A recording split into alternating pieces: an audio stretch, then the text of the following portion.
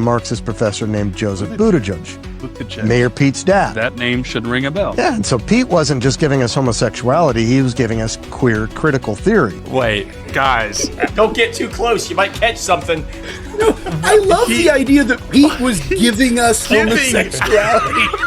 He was he was just sneezing on people. Like, you're gay. Like, what?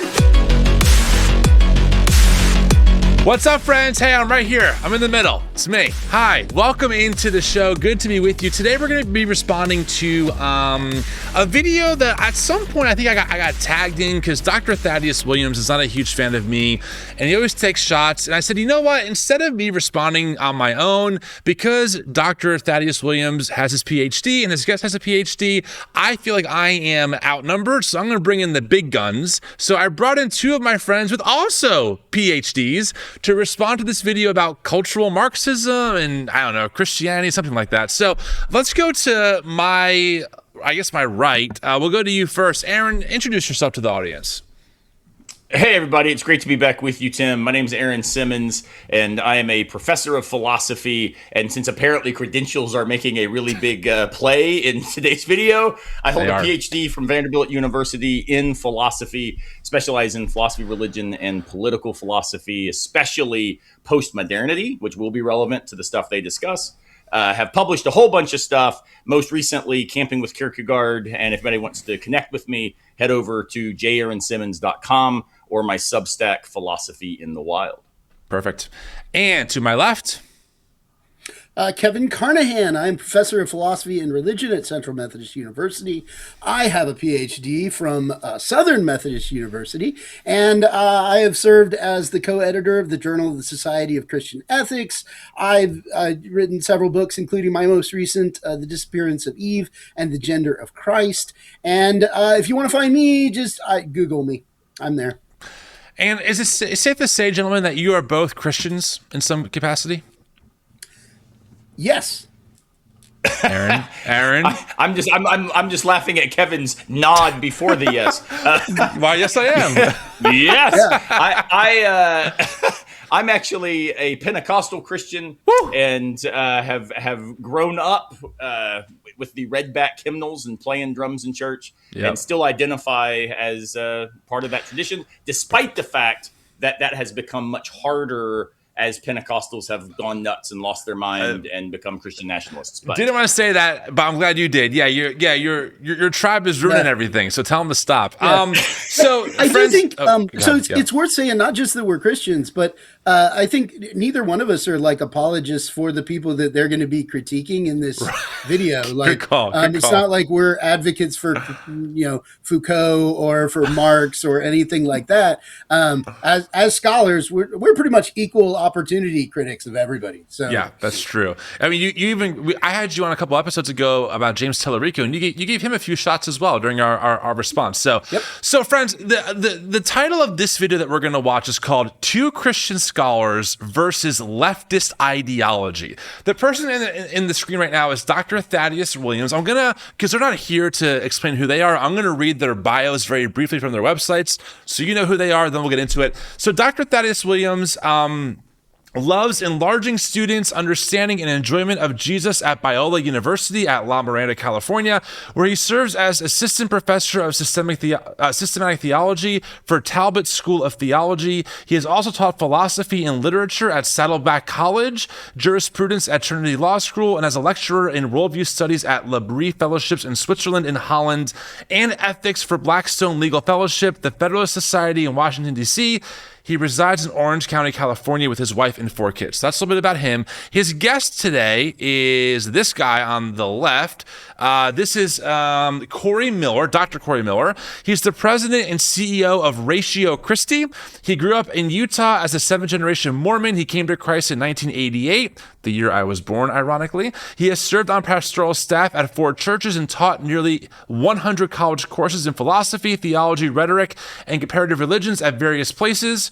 and he graduated. He served on staff with Crew. He taught philosophy and comparative religions at Indiana University for 12 years, and he's published in journals. He has a master's degree in philosophy, biblical studies, and in philosophy of religion and ethics. His PhD is in philosophical theology from the University of Aberdeen, Scotland. So that's the TLDR. Now, I say this because I do think I have no college degree at all. I am literally some college under my belt. And I just think it's important when we talk about this to let people know that, I do try and bring folks on who have done the hard academic work to respond to stuff like this in credible ways that's also fair. And I'm more of the pundit type. I'm more of like, I'm going to tear apart any Christian nationalist video that I can find. That's my lane. But you guys are academics, so you have an obligation to be fair and critical and balanced. Fair and balanced, like the old Fox News trope. So with that being said, friends, we're going to get into this video. Kevin and Aaron, both of you have watched the full interview multiple times in preparation, though, right, for this? Yep. That's right. Okay. So what Kevin did was he pulled about 10 minutes worth out of the hour-long episode because, frankly, we'd be here for 6 hours or more trying to go through every single piece. But whenever they're talking in response, audience, just know that they have watched the entire video multiple times. That being said, I will pause often, like this video, subscribe to the channel. Thank you so much for being here. Let's see how these two Christian scholars respond to quote-unquote leftist ideology. I'm Thaddeus Williams. There is so much hype. There's a whole lot of misunderstanding whirling around the topic of progressivism, aka leftist ideology, or for speaking historically, Marxism. Okay. Pause. Pause. This is what's so interesting. I should make one real quick prefatory comment just for any person watching. Having PhDs does not make you righter in your views, in the sense of more correct. It typically just means that we are aware of the historical trajectories and the nuance required to make sense of what's being said. And that bears on what Thaddeus just claimed. So to equivocate between leftism, progressivism, and Marxism is not only, I think, intellectually dishonest, but it's historically false.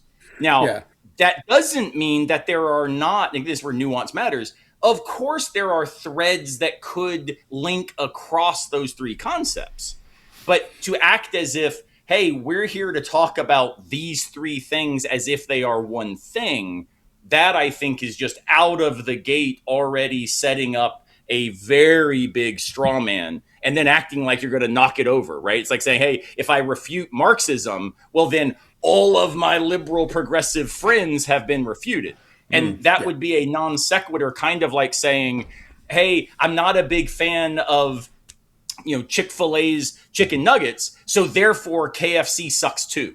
Like, there is no connection, right? Right. Yeah. So, yeah. Yeah, no, that's exactly right. I mean, there's utilitarian brands of progressivism. There are like Lockean brands of progressivism. There's John Rawls. There's like that are not Marxist at all. And I do think that this is going to be the thing, is that while these two guys present themselves as if they're scholars, what they're doing is not scholarly at all. It's really ideology, it's myth making, it's presenting a kind of narrative and not actually making arguments about it. And for the most part, if they're not in their own community, they're not going to be able to get away with the kinds of claims that they put forward.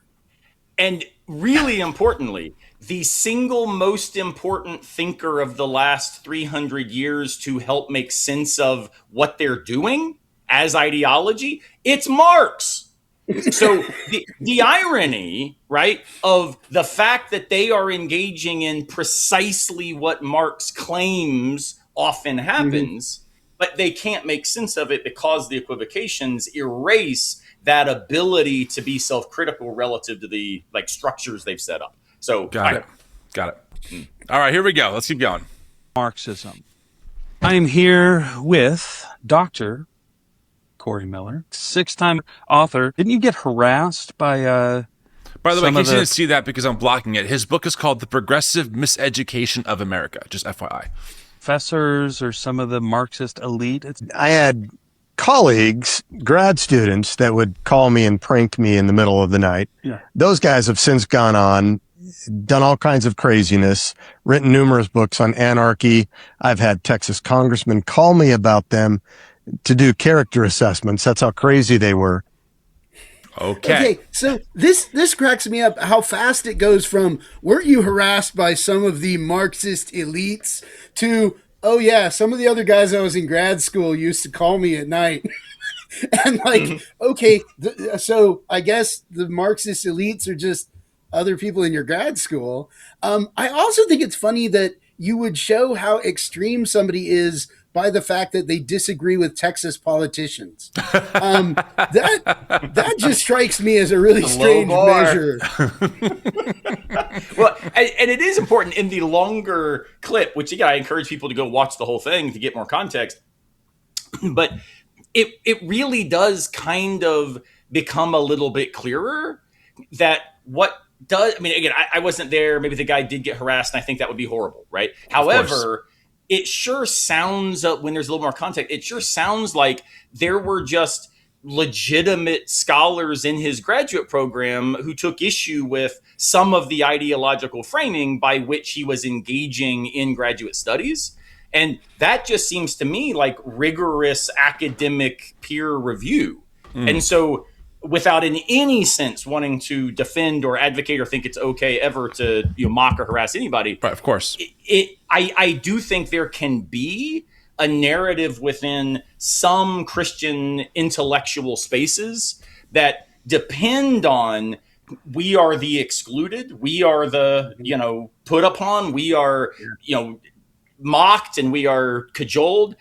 And I'm not ever sure what that means, because then when you press what mocking and cajoling and harassment sometimes can look like is just somebody who actually took you seriously enough to be critical didn't put up with the question begging, the ideological premises, the way in which the claims you made failed at the basic standards of intellectual rigor, right? And this is where I think Paul Woodruff is right, the philosopher, when he says that disrespect is actually the reverent attitude to the person who does not show reverence to truth. So you don't continue to engage the person as a serious interlocutor when they have abandoned the requirements of that seriousness. Yeah. Makes sense. I think that this is important too, that one of the things that's happening here, they will complain, and this is a continual theme throughout, they will complain about these postmodern people who like advocate these narratives of oppression and oppressor and who appeal to the sentiments and feelings rather than making arguments. And the entire time, what they're doing is they're laying out a narrative where they are the oppressed, where these other people are the oppressors, and where they're not actually making arguments. They're telling a story where the other people are bad guys. They're making fun of them to make them look bad. They're appealing to your sentiments instead of actually offering reasons. And this is where, I mean, in some ways, it's like they're arguing against exactly what they're doing the entire time. But they don't seem to realize that that's happening. Yeah. All right, let's keep going. It's good. I took Marxism there. I studied liberation theology in seminary, and I thought, that stuff's never going to come here. It's going to be in some backwoodsy area in Central and South America. Backwoodsy area? Who wants to handle the implicit racism? Jeez. Even wow. I know enough to be like, that sounds racist. The backwoods. Okay, who wants to go first? That's very racist. Kevin, won't you swing, since you're the theologian among us? Yeah. So, I mean, number one, I don't know when he went to grad school, but liberation theology was in the United States. James Cone was writing things in the 1960s. So number one, I don't know where when did he go to grad school that it was before any of that happened. Number two, liberation theology develops as a response to the industrializing world. It is not a backwoods theology or philosophy. It is exactly so. But what's happening here is exactly what I said. They're laying out a story where they can make the other person look bad. It's like a developed ad hominem that just runs through the entire narrative. And as long as they do that, then they don't actually have to engage with the thought of any of these people, because they can just kind of caricature the people that they're arguing about. No, 100%. Well, and also liberation theology here, like part of, I think, why they think that the sort of geographic gesture works is because they're also equating liberation theology with Marxism. Yeah, or liberalism or progressivism. Right. I mean, so there's such a quick gesture of we American Christian capitalists, those backwoods, or in this case, developing nation spaces that have been deceived by Marxism. Yeah. So I think that if one were to be charitable, which I don't think we should be in this moment, I think they think that that's why the gesture works. Right. But that would just mean they don't understand liberation theology, right? So again, it only cuts against the claim being made, not in their favor. No, 100%. I think you're spot on. Yeah, wow, that is something else to witness. Okay, we'll keep going. The most formally educated country in the history of the world at the time was Germany. And that's where you have people like Immanuel Kant, you have Schleiermacher, the father of modern liberal theology, you get Hegel, Bultmann, Freud, Nietzsche, Marx, Engels, Feuerbach, all of these ghouls. Ghouls? Okay. Ghouls. I gotta be honest, guys. I didn't know where he was going with that, and then ghouls. I'm like, oh, okay. I don't know who they. To be fair, I don't know who half of those guys are, but it sounds like a real intense label. But go ahead. Yeah, you're the pros. I just want that to be the title of a book, though, that someone writes. It's just ghouls, and then just lists all of their names.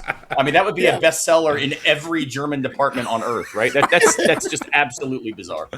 No, I mean, it's just hilarious, though. I mean, throwing all of those people into one basket, like Immanuel Kant and Nietzsche have the same philosophy or have the same approach. I mean, or Schleiermacher and Feuerbach, right? Yeah, I mean, Immanuel Kant is claiming that everybody has access to human reason, which gives them absolute, knowledge of morality. Nietzsche is claiming that such a thing doesn't exist, that there is no such thing. You've got Schleiermacher, who is a guy in like liberal theology, who's saying, oh, you know what? God exists and we can access God through this kind of pre-analytic experience of awe in the world. I mean, these people are doing completely different things, and to categorize them the same in any way is just weird. And then to say that they're ghouls, it actually reminds me of The Princess Bride. So you all remember in The Princess Bride when the guy, Vicini, is sitting there and he's talking about himself and how brilliant he is, and he's like, Plato, Socrates, Aristotle, morons, right? It's just like, what? Really?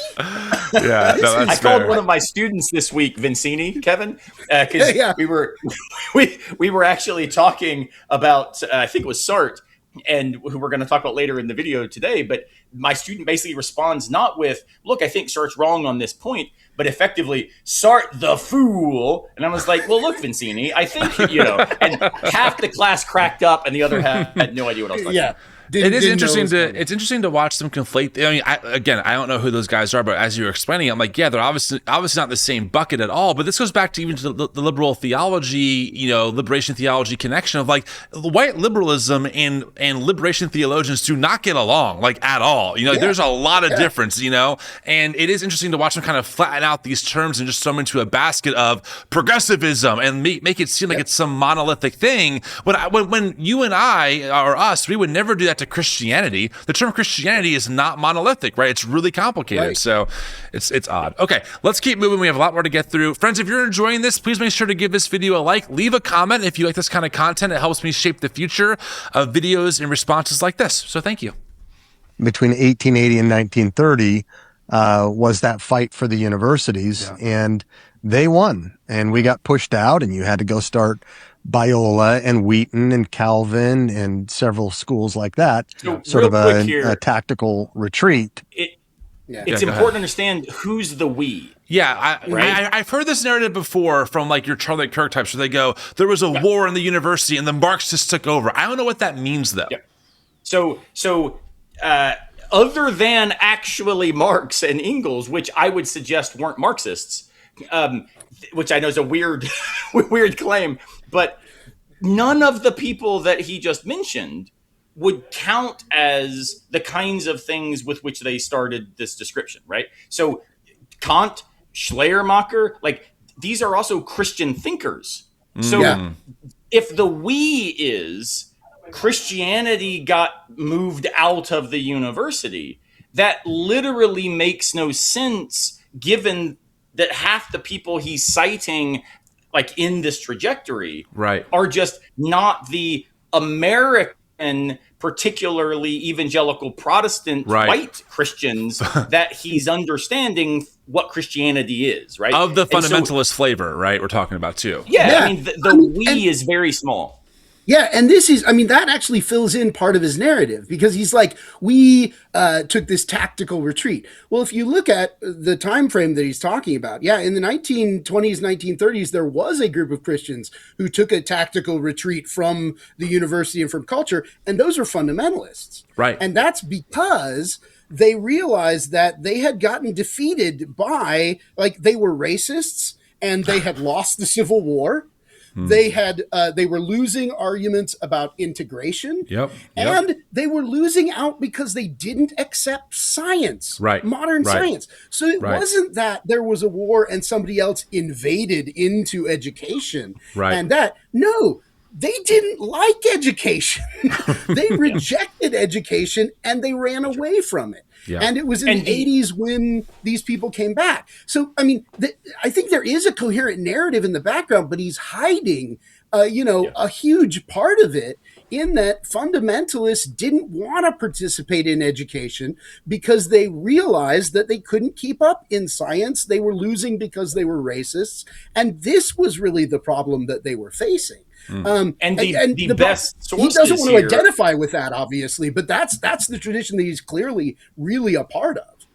That's right. And the best resources for telling that very story that Kevin just described are Christian historians. Right. So, like, this is George Marsden. This is Mark Knoll. This is David Bebbington. Like, the very Christian historians that these guys probably would cite favorably in lots of ways actually are undermining the narrative of their own exclusion that motivates and generates this origin myth for places like Biola, who had to show up to respond to the liberal onslaught and the Marxist takeover, and capture true Christianity back. Because that's kind of the narrative, right? Like in this apologist framework that Thaddeus I've seen entertained before, and he's kind of in that world. I mean, Biola is a huge. I mean, that's where Sean McDowell came out of, right? This idea of modern apologetics. There's a huge emphasis on trying to defend the one true faith that they just happen to have, and anyone who's not like them, even if they're Christians, like the three of us. Or James Cone, if it's not their type of Christianity, it's inherently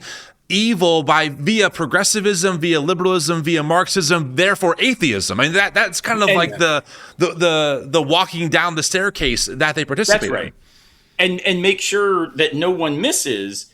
Like, this is also part of the way that replacement theory gains traction in Christian communities.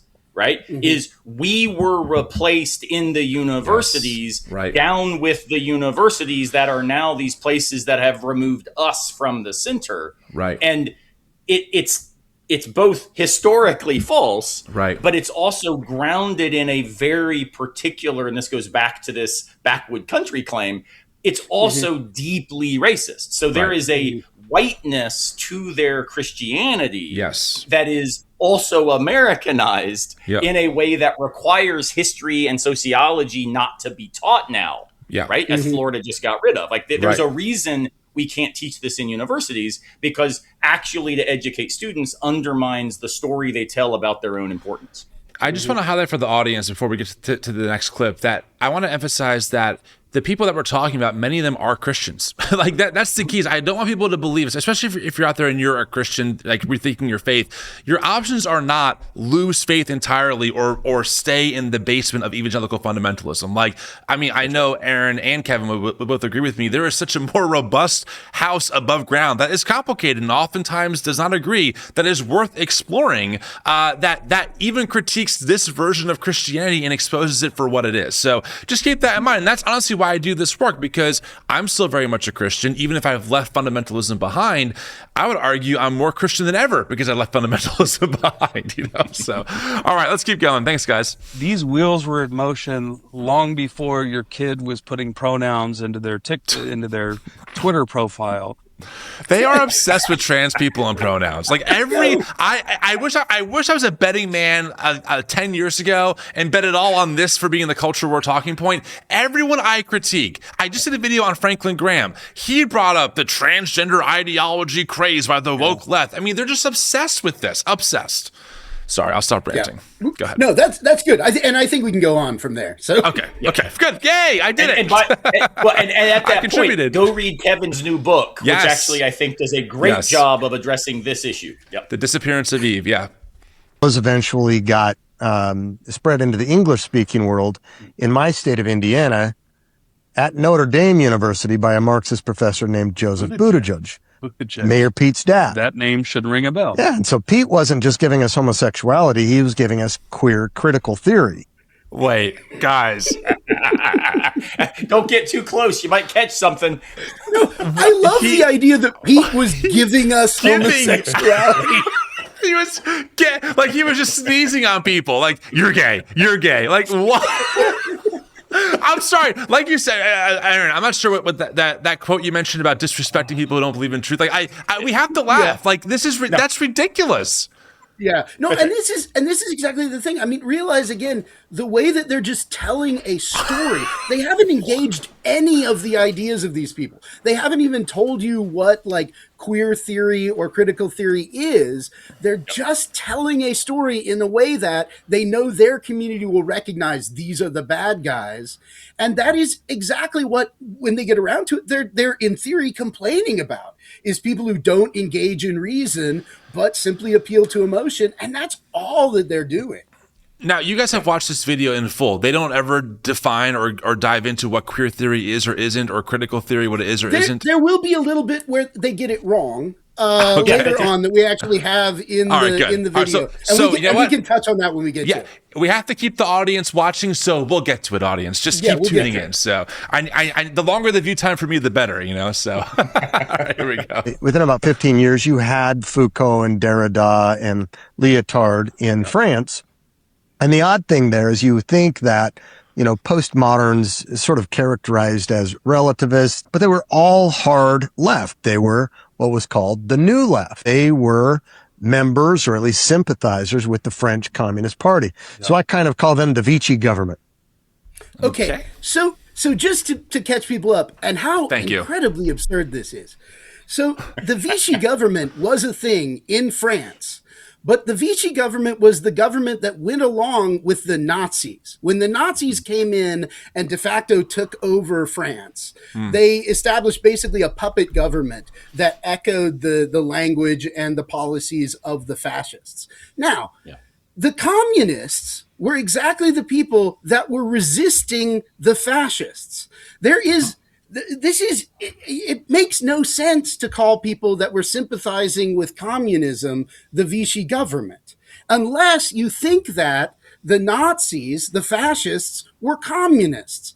And then you've just completely confused all of the categories that are going on here. There's actually nothing at all surprising about the fact that the existentialists and those people that came along sympathized with communism because they were anti-fascist. And that's exactly the point. I mean, those were the real options in France. They didn't have like a political middle ground that developed as it did in the United States under like an FDR. They had communism or fascism. And probably the best way I've ever found to read people like Sartre, who are working out of this French existentialist position, is that he emphasizes like radical freedom, in part because he knows people who collapsed under torture by the fascists and gave up like rebellious groups and told where they were. And Sartre wants to say, no, you always have a choice. Like even if the fascist is holding a gun to your head, you can choose to die, right? Yeah. And that is part of the deep idea of radical freedom in Sartre, is exactly because he's anti-fascist. And by confusing communism and fascism and thinking that these are the same, he's just completely misunderstood the entire tradition in France, both politically and philosophically, and what's actually happening in the background. And just a real quick addition to that, because that does a lovely historical, sociopolitical framing, the idea that postmodernism equals communism or Marxism also just does not make any sense conceptually.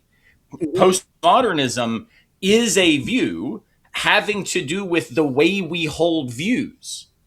It's not a social vision of what is the case. It's an account of our embodied, local, enmeshed, cultural, historical perspectives. And so the idea is, hey, a postmodern Christian, like I would identify as, or a postmodern atheist, the postmodern is doing the work of saying, wherever you land on metaphysics or ethics or social life, you're doing this with risk, because it turns out you don't get to step out of your embodied history to make sure that what you're saying is somehow obviously certain or true. And that's why when they say they're described as relativists, but actually the point is, what relativism means for postmodernity is not all truth is whatever the heck you want it to be. They reject naive relativism. And they instead, I mean, the closest might be someone like Richard Rorty, and even he doesn't hold that view.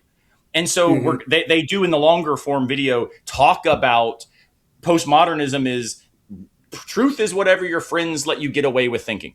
Right. That's a quote from Rorty in a very complicated book about representational theories of truth, meaning, and conceptual adequacy. So they then apply this to everybody. But the idea of postmodernism, I would say, for a Christian audience, you remember that passage that says we see through a glass darkly? Because we are always contextually located, and truth, even if we maybe are right about things, is still going to be housed in our language and where we find ourselves and the histories we inhabit. Yeah, postmodernism is that.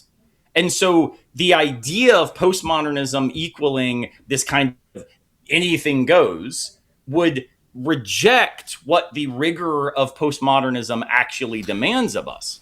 So to put this in layman's terms, and tell me if I'm wrong, what I hear you saying is that postmodernism, in a sense, is the acknowledgement that our brains are shaped by our cultural context, our historical context, what we know about the world, and also our present moment. And because of that, it's really hard to be maybe as objective about things as we want to be, because we're just shaped by different factors outside of us. Almost like, it's almost like a fish saying, I'm not wet, as it swims in the fishbowl. Like you can't escape the environment that you're in, right? And so that's going to shape how we interpret parts of the Bible. That's going to shape how we see, and also on top of that, with the Bible in particular, we're also going off of other people's edits and translations and interpretations, right? So it gets really complicated. And this is a stark contrast to how I was taught, where we can know in the theological sense absolute truth, almost like it was presented almost in the empirical sense. Like we can know that this is empirically true by how we read this book, this English Protestant Bible, right?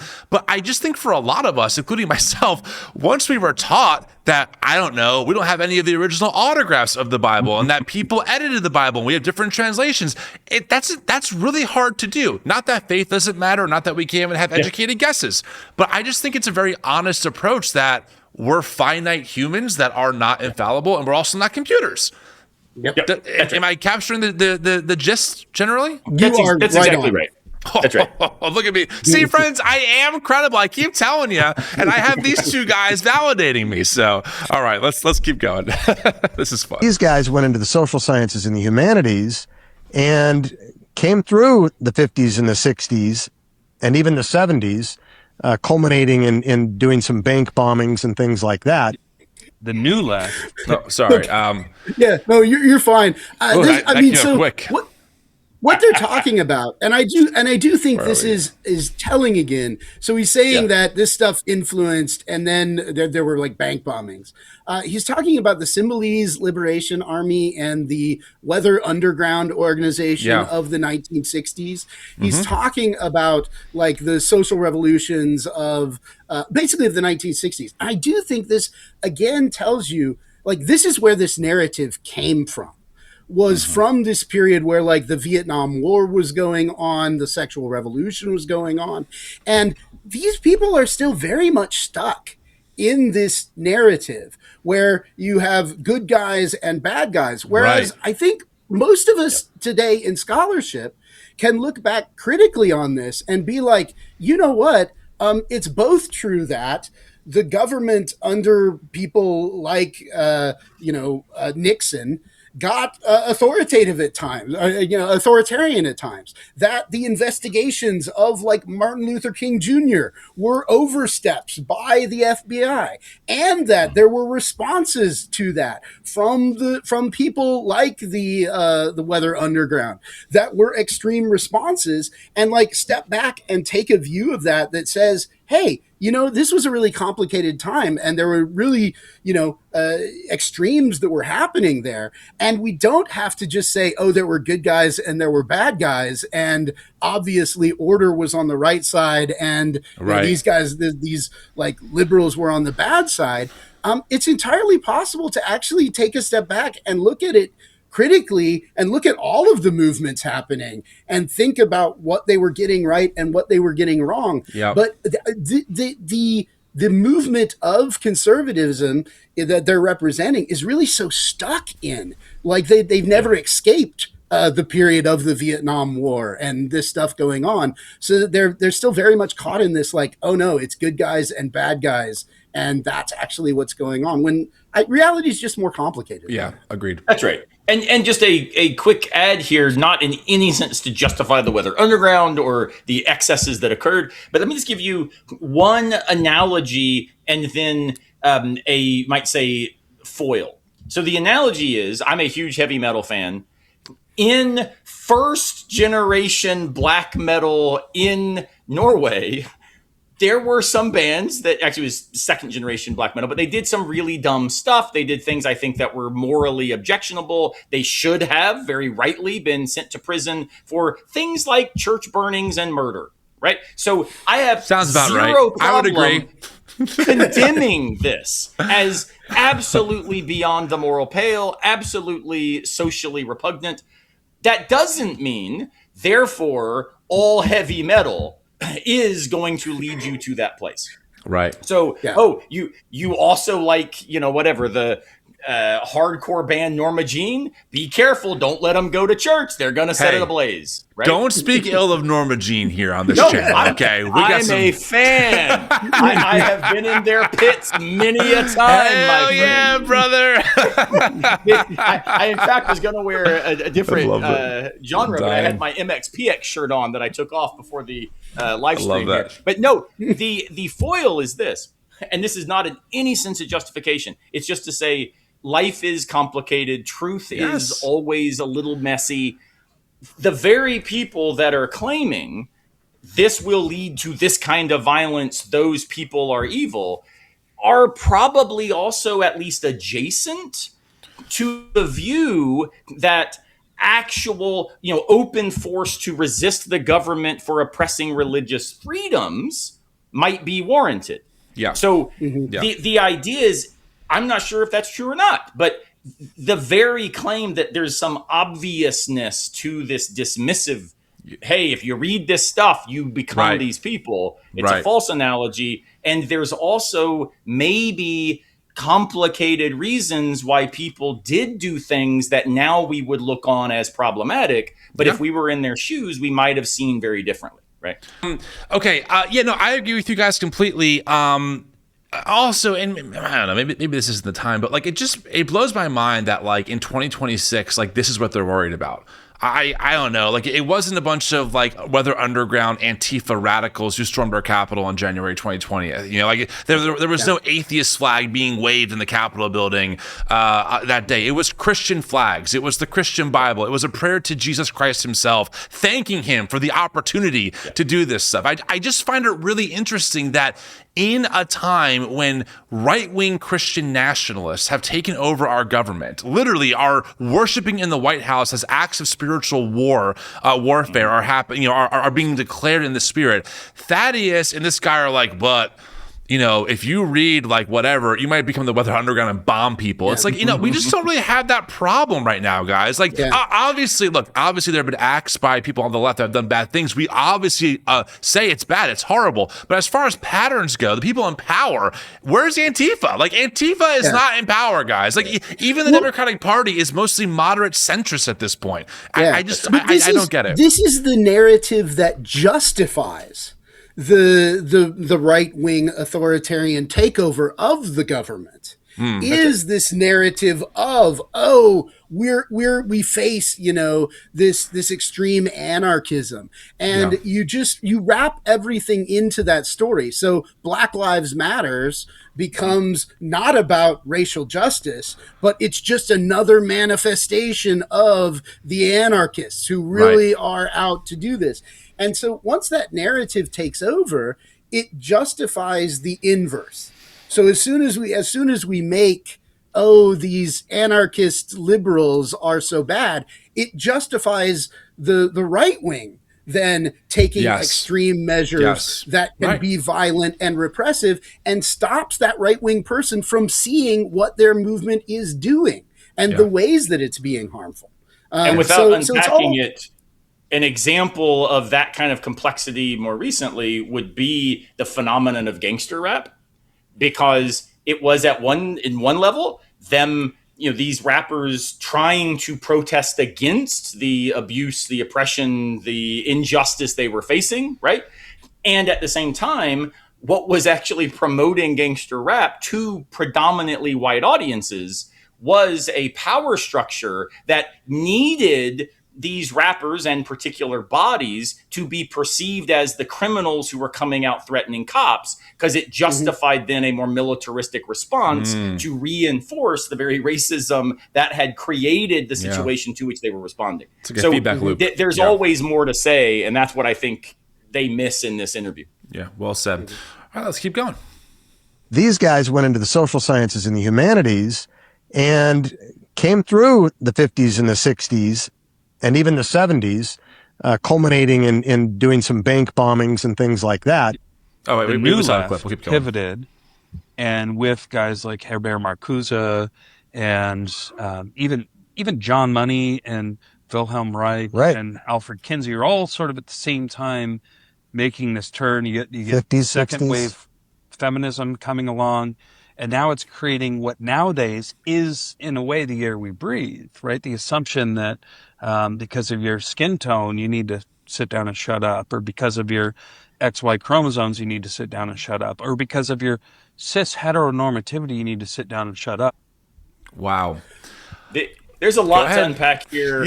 I will be very, very, very brief, all too brief. We promised, Tim, you people watching, that we would make sure to be very short in our responses. So here's going to be all too short. No, do your thing.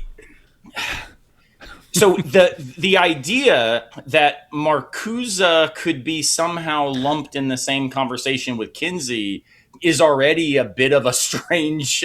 Who are these people? Who's Marcuse? Who's Kinsey? So Kinsey, and correct me, Kevin, if I get some of this wrong, but basically sociologist and psychologist who is doing work on human sexuality as part of the sexual revolution, and definitely what we would now describe as a pro-sex theorist, right? And so he's inquiring into human sexuality in a way that then does have a very particular normative aim to expand, to free up, to loosen the strictures by which we are sexual beings. Got it. And giving it, and this is where I'm very critical of Kinsey's work, giving it, I think, a patina of some sort of philosophical or empirical rigor, when in fact an awful lot of what I think he ended up doing was just showing human sexuality is really complicated, instead of showing that here's then the right way of understanding human sexuality, right? Okay. So that's Kinsey. Marcuse, Yeah. Critical theorist, engaging questions of social arrangements, power structures, and in particular, the way in which power works to create what eventually then we would refer to post-Foucault as different regimes of truth and knowledge. And so for Marcuse, the important thing about taking seriously society as a context is society is not some sort of transparent eyeball through which truth flows. It is a space where all kinds of ideological, social power structures, wealth, dynamics, embodiment, all of these function to create very particular lenses of meaning, so that when we interrogate where we find ourselves, we're already enmeshed in particular viewpoints that we act as if are natural and normal. And this is why he and Kinsey don't make any sense when paired together, because Kinsey's trying to claim this sort of natural, normal model of just who we are as animals. And what Marcuse is doing is saying, we're not sure there's a there because any reference is nested in these frames, right? That makes sense. Yeah. So that's a weird move. But the thing that is also very strange to me is they acted like, what is second wave feminism? Well, first wave feminism was, think Mary Wollstonecraft and Susan B. Anthony and like right to vote stuff, right? Second wave feminism is, do you think women should have jobs?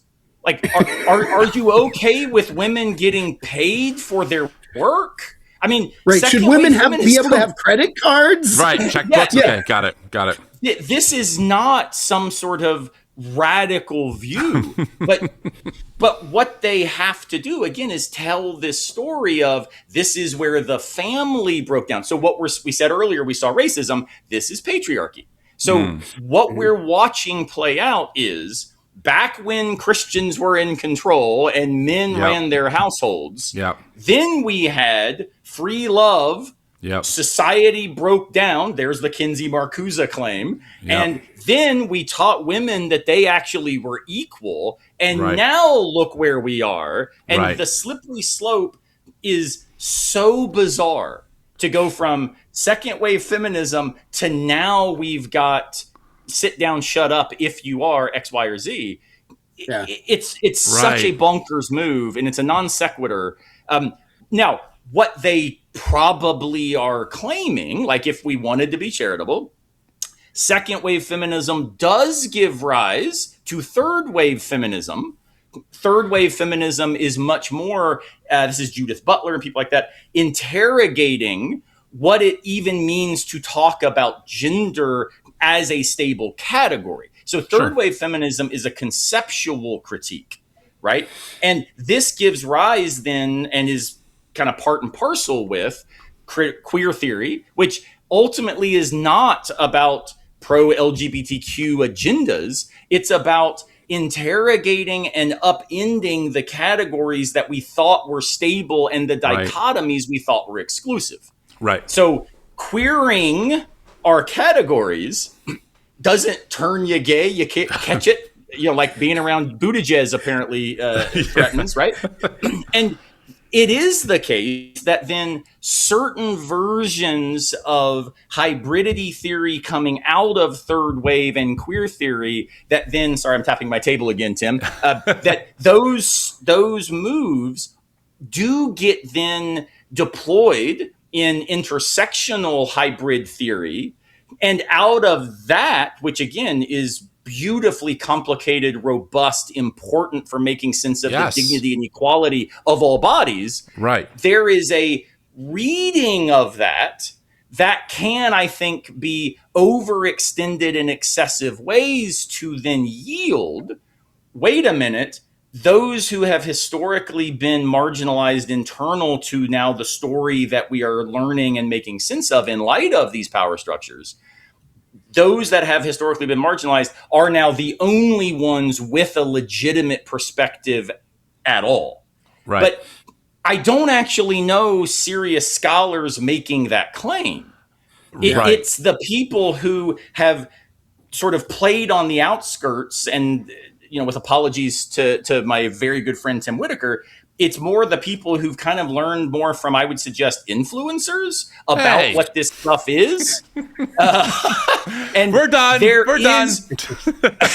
There is a legitimate, there's a legitimate critique that can run that says, look, in order to take seriously the perspectives of the margins, the perspectives, the vantage points, the standpoints that have long been excluded, marginalized, forgotten, silenced, in order to take that more seriously, well, look, you can't have everybody just shouting. And it turns out a bunch of people, like the three of us right now with white, cisgendered male bodies, right, have got microphones. I literally have one in front of me. Right. I mean, so the idea of saying part of passing the microphone to those who haven't been able to be heard, that's what they're referring to. And sure, that has been, I think, misappropriated in ways that are unproductive, where you have, no white people speak on campus today kind of moments. I think those are unproductive. I think they're counteractive to the kinds of social goals that are actually operative in these communities of justice.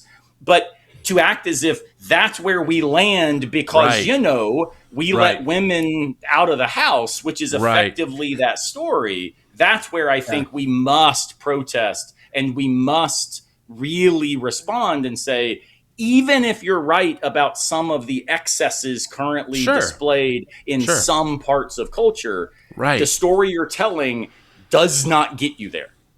100%. To go back to something Tim was saying earlier, I mean, how can you complain? Again, they're invoking the idea that we white men are oppressed by all of these minorities, which at a time when the government is white Christian nationalist evangelical, at a time, it's kind of, nobody's stopping you, right? I mean, nobody's stopping you from holding the white Christian nationalist alternative to the Super Bowl halftime show, right? The irony of the guy there, singing to his guitar about how he wants to mow his lawn, and how he go ahead. That just kind of embodies this, drink my beer. They're telling us you got two white guys on their own podcast talking about how nobody's allowing them to talk. That doesn't make sense. Right. No, I have to agree here, and I don't want to belabor the point because we were here for a minute, but I don't know why it's so radical to acknowledge that certain people have been historically marginalized and still are in this society, and that maybe we should make some room for them to have the microphone, and maybe even further to learn from their experience that we can never have, right? I could never live as a black man or black woman in America because I'm not that person, right? So there are different experiences that they're going to have. There are different truths that they're going to face in their embodied reality that I'm never going to experience. What is wrong with sitting down and shutting up and listening and then taking their story seriously and letting it shape how I then move through the world? I mean, I would argue this is almost, dare I say, Christ-like, or even further triggering biblical in some way, right? Like, is this not what Paul's doing with the Gentiles and the Jews throughout the New Testament, trying to get them to see each other as equitable and to listen and sit down and shut up? So I never found this critique, like, even if that was true, like, even if Thaddeus' claim was like, yup, people are telling him to sit down and shut up on his own podcast, and what? Like, dude, it's not crazy history to look back and see how historically white evangelical fundamentalist Christians were the ones doing a lot of the freaking oppressing in this country towards our black and brown neighbors, and also our queer ones. No, I don't know why that's so controversial to say for these people. I just don't get it. Yeah. It's wild. So, all right, cool. We'll keep going. Thanks for being here, friends. Again, if you like this video, give it a like, subscribe to the channel. Appreciate all of you. And thank you, Aaron and Kevin, for making time out of your busy days to do this with me. It's a lot of fun. This was a carefully laid strategy that generalized Marxism from economics to all of life. Cultural Marxism. What is cultural Marxism? What is cultural Marxism? This was actually helpful to me in putting together this delusion. So the way that they, Okay. because cultural Marxism makes no sense. I mean, the idea that we've gotten to concerns about sexism and racism, and that's some modern form of Marxism, just doesn't make sense if you know Marx. I mean, so if you're familiar with Marxist theory is all about economics. That's what makes it Marxist theory. That all of the arguments about race are actually getting in the way of you organizing yourselves. So what Marxist thinks is that we should be organizing ourselves as labor against the managerial class.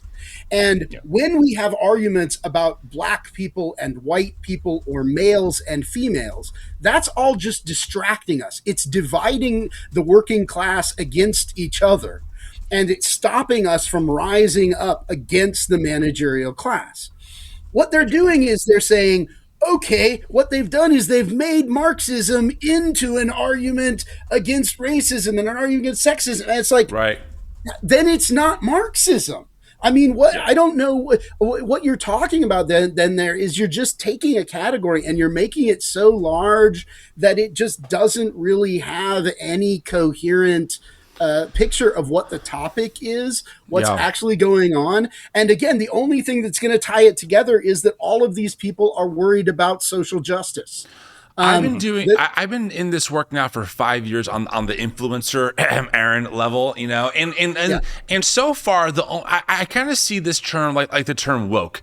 It's a catch-all term that can be applied at any time when someone feels like something is liberal and therefore bad, and that's how I feel this term cultural Marxism gets thrown around. Like once you hear pronouns, cultural Marxism. Once you hear the term intersectionality, cultural Marxism. Once you hear the term whatever, climate change, cultural, it's just a catch-all for bad. It's a bad thing. That's the only way I have seen it been used or employed in conversations. I think that's right. So if we wanted to try to find a way to make I just love how Aaron's a good guy in this. Yeah,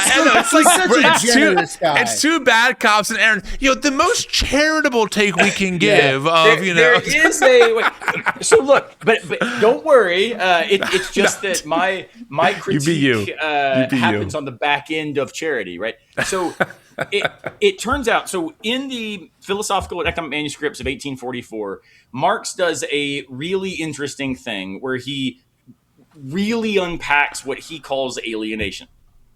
And his idea of alienation is absolutely, Kevin is right, it is an economic thesis about the way that labor, or the proletariat, has been stripped from the outcomes of their own work. So I work all day. If you know the old Dylan song, Maggie's Farm, right? He gives me a nickel, he gives me a dime, and then, punches me in the face and asks me if I'm having a good time. And I don't think those are actual lyrics. The idea is, right? You need to write your own song, Aaron. That's really good. Bravo, bro. I like that. I think part of it was Dylan. The other part I added, I couldn't remember the end of the line.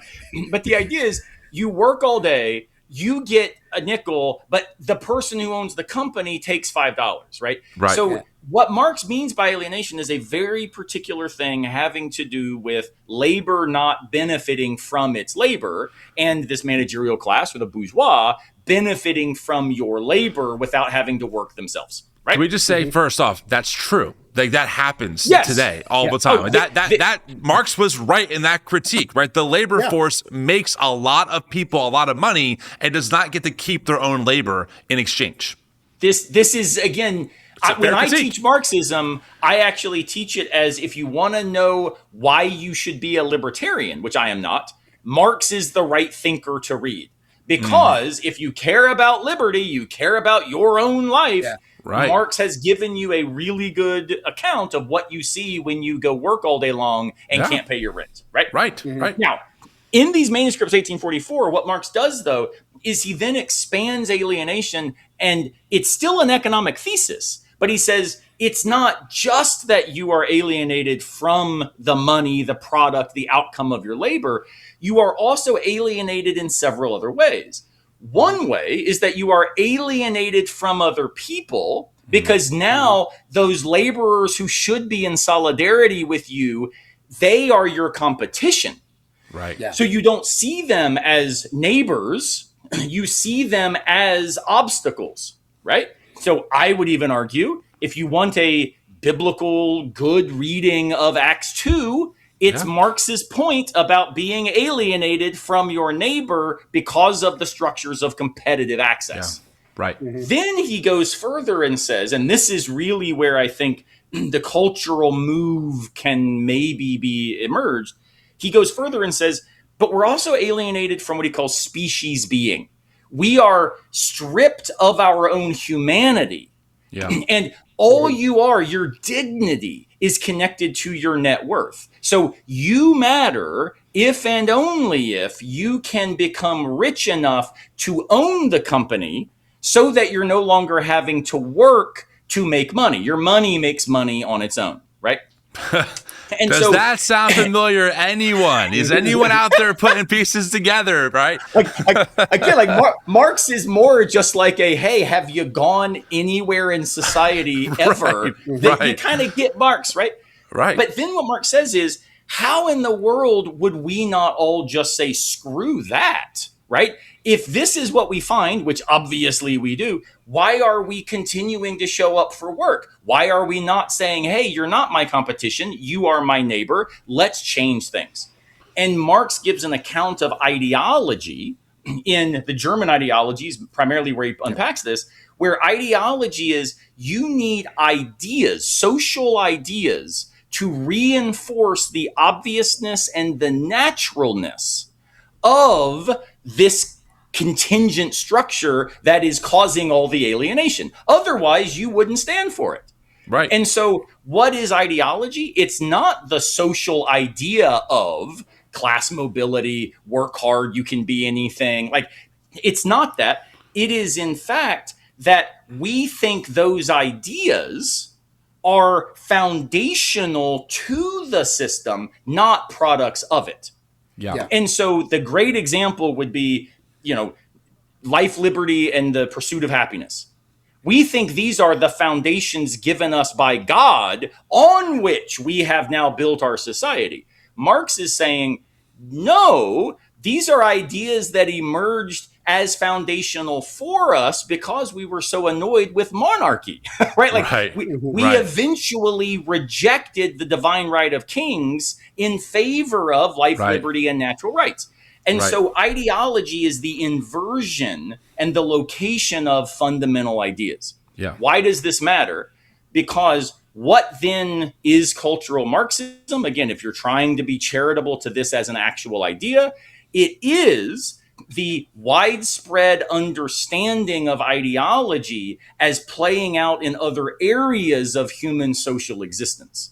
Yeah. So gender is also not a foundational thing. It's an idea that reinforces patriarchy. Race, not a foundational thing. It's an idea that is supporting white supremacy, right? So what cultural Marxism can be when read substantively, it is a deployment of ideology nested in an understanding of alienation that now is applied to other categories whereby humans are separated into the powerful and the powerless. That story is one that I think Marx helps us tell. The irony, here's the critique, the irony is the story they're telling about Christians who've been oppressed and now have got to fight against being alienated. The greatest resource is the very cultural Marxism. So they are cultural Marxists. But by the time you've taken, I think that's right. By the time you've taken Marx and abstracted it that far, it just seems like that's exactly what they're doing. They are taking this, they're taking this narrative, they're retelling it so that they are the ones that are oppressed. They are, and ironically, they're using the term Marx as this kind of boogeyman term that they know that they've got negative sentiments attached to for their audience. And then even using the term cultural Marxism is appealing to the feelings rather than the reason. They're not giving any arguments for, oh, in fact, men are supposed to be the head of the household, and let me show you the sociological evidence for that. They're not doing that. They are exactly telling that story. So if we take them, actually, if we're that generous with them, then I think we need to conclude that they are in fact cultural Marxists. They are cultural Marxists. They just have a different ideology that they're pushing for. And that is going to be my intro for coming up.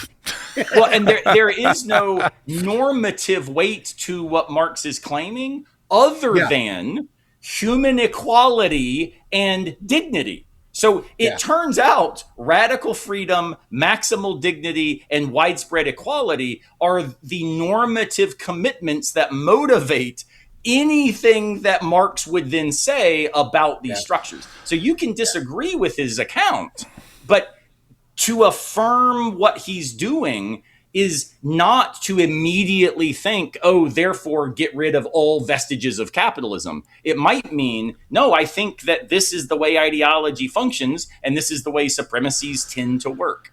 Look, the more you're talking about Marx, the more I like him. So you better stop before I become a just bona fide Marxist. So, okay. Well, that, I think, even though we took some time there, I think that point was really key to make. So I think great job on that. Very significant. Yep, good job.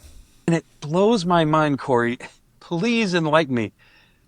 How, like, if you, to any listeners out there, you ever have insomnia, pick up anything by Jacques Derrida. It is so terse and needlessly obscurantist, and it just, it reads like garbled nonsense. Okay, wait, hold on. I want to say something here. Okay, this is Tim's turn for a minute. So I will say I actually, as a non-academic, I agree with Thaddeus. I have one or two of Jacques Derrida's books, and I'm like, you know what? I'm going to educate myself on some Derrida, the father of deconstruction. And I'm like, what the? It's the book where he's in conversation with someone else. I don't know, but it was just like, I was like, probably dude, I am trying so hard to get through this book, and holy shit, I'm like, what is this dude I mean, I like ghost thing. I can't repeat half of it. It was just weird as hell, man. So you are right. I was just going to say, well, that's fair. Was what I was going to say, right? Now, I would take issue with garbled nonsense. Having just literally taught Derrida for the last 3 weeks. But to be clear, exactly right. You and I are musicians. It's like giving a non-musician sheet music, right? To them, it's going to look like garbled nonsense. Like, what do I do with these dots and these lines? You need to be able to interpret John Cage, right? Like if you gave a John Cage score to someone, right? Is it unnecessarily obscurantist? Yes. Yeah. But it's also doing something, and the something it's doing, right? So I absolutely think that description is fair. Yeah. But I think it's also wrong if you want to put in the time to see why what Derrida's doing is so helpful. Look, I don't want to be overly critical here, but why not? It's my channel. I do feel like if you're gonna talk about like how you're a bona fide scholar, because that's how they frame the conversation, and you read Jacques Derrida and think it's gobbledygook nonsense, I don't know what to do with that. It would be like me hearing a professional drummer who's like one of the best being like, yeah, that guy's drum book was a bunch of BS. I could barely understand it. I'm like, well, I thought you were like even if you didn't agree or like the patterns in the book, you should be able to at least understand it. So again, maybe I'm being too harsh here, but I am kind of surprised. Like, dude, you brag about your scholarship. The name of your video, the title literally is "Two Christian Scholars versus Leftist Ideology." Like, okay, you're a scholar. I would think that even if you didn't agree with Derrida, to call it nonsense just seems a little ignorant to me, but okay. But it's I'll stop definitely picking on too hard. It's definitely unnecessarily obscure. And I tell my students, in fact, did this week, we're reading Derrida in my classes, and I've written a ton on Derrida. I said, here's the thing, guys, none of you get to turn in papers that sound like Derrida, because I will fail you. So I think there's a little bit of fairness there. If you want to know more about Jacques Derrida, I interviewed who's the philosopher? Bruce. You met him before, Aaron. Yes, I interviewed Bruce Benson, who I think is from my understanding, very very well educated on Jacques Derrida and that world of philosophy. It's on the TNE podcast. You can go back and listen to it. He was fantastic. He was so kind, and he's a great interpreter of Jacques Derrida to the lay audience like myself. So and just as a cosign on that one, Bruce and I wrote a book together called The New Phenomenology, and he and I went on Trip Fuller's podcast, Homebrew Christianity, and did so what is deconstruction? Yes. That is not deconstructionism on YouTube. Right. Yes. And so that's not also influence really, or really cool deconstruction, right? Yeah. No, yes, for those sure. are two different things. All right, let's keep going. You know what blows my mind? Hearing all the statistics about young people going off. Help me out. What are the ratios of left-leaning professors to anybody with anything resembling conservative? Yeah. Okay, he paused there. Just to say this is such a common narrative about college. I'm trying to get my students to write coherent sentences. The idea that college is indoctrinating students, I don't know. Maybe that's happening in other places. It's definitely not happening in my place, because we're working on paragraphs. We're trying to get to deal with AI. My God. I find it kind of comical. Wait, so you two radical leftists aren't indoctrinating your students into radical gender ideology? I'm just trying to get them to show up to class. Like the idea that I could influence them to that degree. Yeah. Man, tell me where that school is. I want a job there. Yeah, right. But isn't this is so evangelical, right? Like evangelicalism is this basement that tells you anything beyond their world is dark and dangerous and it's hostile, and they have these gatekeepers, these either apologists or influencers or theologians who just reinforce the narrative, even if it's not true. And I've heard this since I was a kid. I heard the narrative, don't send your kids to secular schools, they'll be indoctrinated. It's so deep in the evangelical psyche. I do think that part of where that comes from is that what we will do is we will try and teach them to think critically. We will try and teach them to ask questions. And that will include going to a science class where you're not going to just be able to, cite creationism and then get out of actually learning about evolution. Right. If you come into my class on religion, sex, and gender, we're going to actually look at the biology, and we're going to engage in different definitions of sex, like brain sex and hormonal sex. And, we're going to look at all of that stuff. I mean, it's not indoctrination, but it is like looking at a broader world than the one you came out of. But to somebody who's lived in a very small world, I'm sure that feels like indoctrination. For sure. Yeah, for sure. But this is where it goes back to the very beginning, where if liberalism, progressivism, Marxism are all the same thing, it makes it impossible for students or even faculty to navigate this world. And so it should come as no surprise that the more educated one becomes, and again, remember, that does not make us truer, it does not make us actually smarter, it just means that we've learned a particular skill set, right? In the same way, my goodness, don't let me change your oil, because I don't know how to do that thing, right? I want the mechanic, because they're better at that. Exactly. So if what you've spent time getting good at is understanding and appreciating the nuance and the complexity and the high likelihood that you are overestimating the warrant for your own views, right? And this then cultivates a real humility about the difficulty of thinking about complicated, historically shaped concepts. Then you are almost definitionally going to be a progressive shill to them. Right. But notice, you can do all that work and still favor small government and minimal state and lower taxation. Like, you can be a conservative who recognizes science tells us there's at least 6 or 7 different conceptions of what we could possibly mean by sexuality, right? And so for us to then say, oh, you go into this world and it makes you this way, and this is some ideological agenda, that there are no conservative voices in the academy. Well, what do you mean by conservative? Do you mean people who support small state? There's probably a whole bunch of them, it turns out.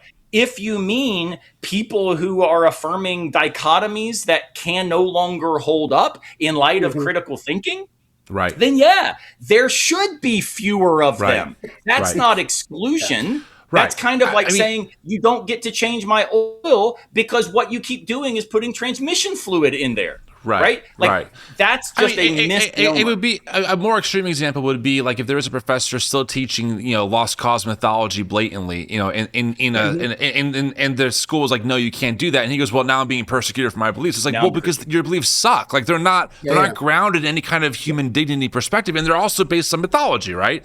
Or if you're a Holocaust denier, exactly, exactly. But notice, can you be a Holocaust denier and teach biology? Maybe, but you don't get to be one and teach history, right? So again, like we take really seriously as academics that you stay in your lane when it comes to the space in which your epistemic position has made you able to speak, not with authority, but with care, with nuance, and with rigor. But this is such a evangelical thing because the pastor is the same thing, right? Like you see your pastor as someone who can counsel you. They can speak about any societal issue from an authoritative perspective. They can speak about the Bible authoritatively. They can give you life advice. Like you just see these people as like, oh, you're an expert in everything, which makes you really an expert in nothing, right? And that's also why, frankly, even with me on the channel, I really try and critique things that I know I can critique, and I stay out of lanes that I'm like. People always sometimes I'll get things. People will say, Tim, why don't you critique, radical Islam? And I'm like, well, I'm not Muslim, and I know Muslims who are doing that work. Like and also right now we're at risk of a Christian theocratic state. I'm not really worried right now about ISIS taking over our government, right? Because it's just not my lane to be in. And same thing here. So, okay, but all right, here we go. We're gonna get mentioned 2014, 15. BLM comes out in 2015. Obama changes the platform to include homosexuality. What? Help. SOS. No, so this is it always strikes me as weird when people remember Obama being some radical extremist on homosexuality. When the guy was actually one of the last people in the party to actually change anything. And we're talking, it happened in 2014. 2015 is when Oberfeld happened, that the Supreme Court actually heard the case. And, Kennedy was the person who wrote the opinion on that. He was appointed by Reagan. I mean, this was not a radical. If anything, this kind of shows how radical they are in that they think that this is such an extreme position that and again throwing BLM in there as if it's this radical Marxist movement and not actually a reaction to racism and police violence. My question always is, so and what? Why do you care? Again, this is part of the bigger world, and Thaddeus, if he's watching, will fight me tooth and nail, but I'm going to put him in the at least Christian nationalist adjacent category, because these folks are going to pretend. Thaddeus and this type of person drive me the most insane because they want to come across as moderate and as someone who's considered, and they're not far right, but all of their positions are in the right wing camp. They just are. The fact that he has this dude talking about homosexuality with Obama and BLM as there's some kind of crazy, signs that culture is decaying is mind-blowing to me. And I grew up deeply entrenched in this dude's worldview. Literally, I watched the murder of Ahmaud Arbery and I was like, something's wrong. As an evangelical moderate, I was like, something is wrong, right? And then you read Jamar Tisby's book, The Color of Compromise, a historian, and you realize, oh shoot, turns out racism was much worse and much more recent than what I was taught, right? right? And then as a Christian, if repentance is part of the Christian life, to turn and go the other way when you've acknowledged wrongdoing, why would I not want to repent from either internalized racism or being a part of a racist structure and go the other way? To me, it's so logical as even an evangelical, right? I'm using a very evangelical framework on this model. But for some reason, for these dudes, it's like Marxism boogeyman bullshit. And I'm like, why? Why? Oh, sorry. That's the non-academic rant right there. Non-academic. Yeah. There's no good faith there. It's just straight up critique, you know?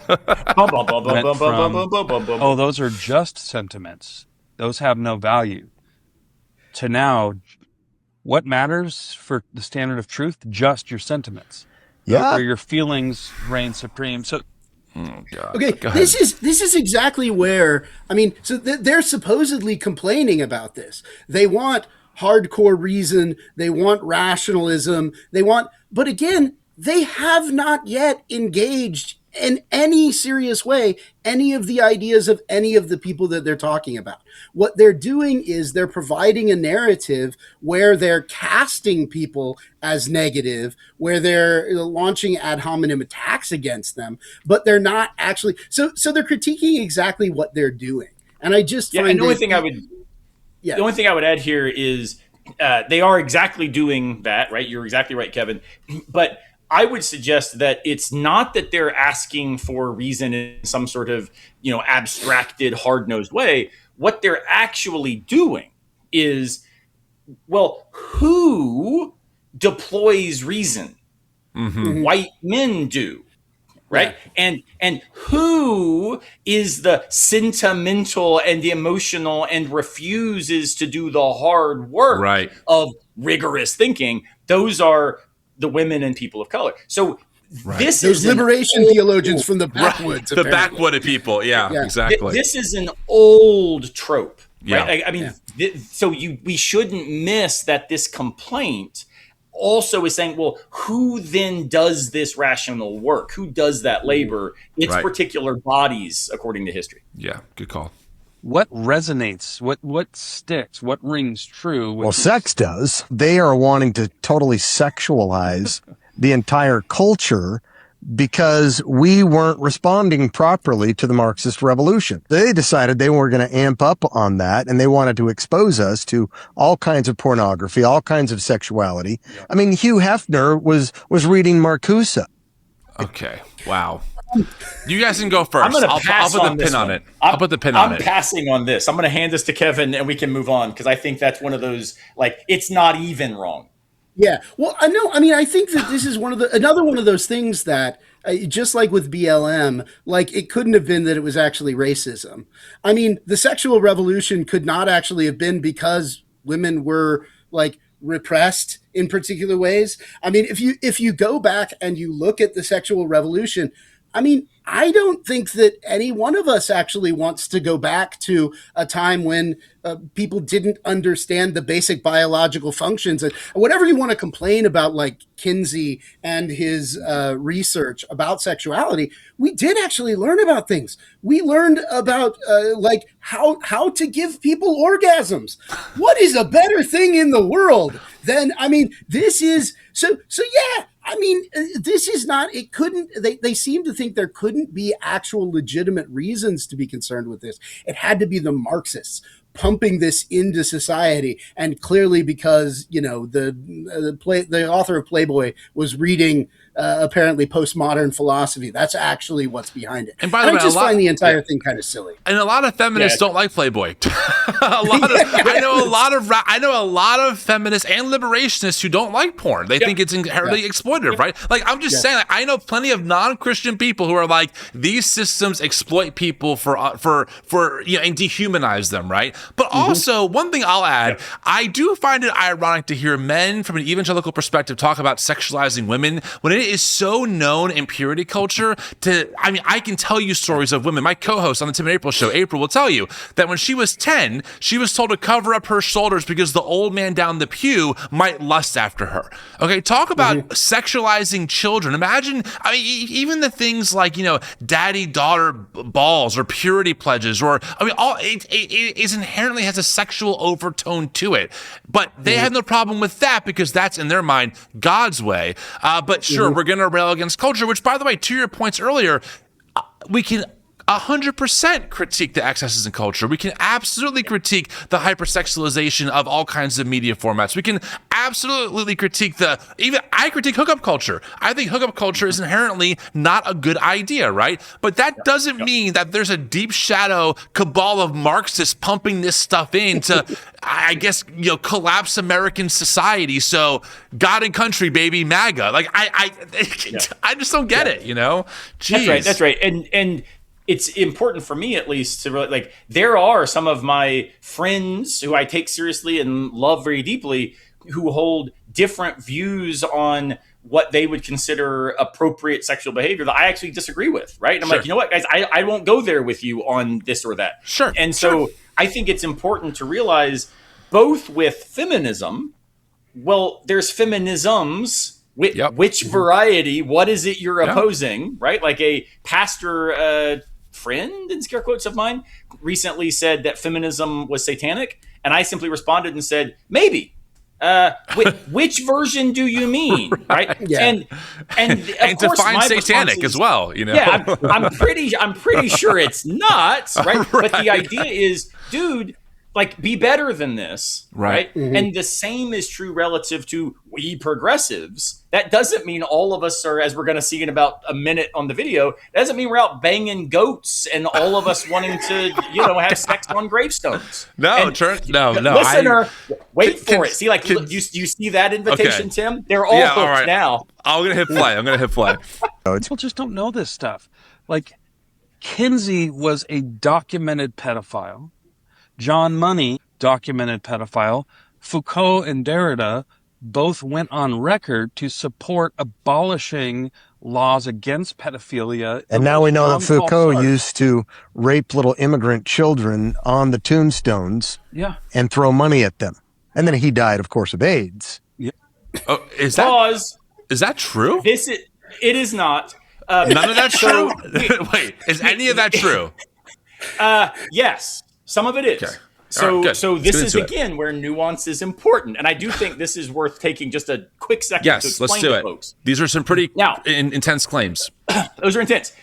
First, documented pedophile, Epstein, right? So it's important also to recognize, if we're going to care about this, as we freaking should, of course, then let's care about it in ways that are blowing up lots of where we find ourselves in society. I don't care if you're Republican or Democrat. 100%. If you are in that space, bring it down, right? Right. Now, yes.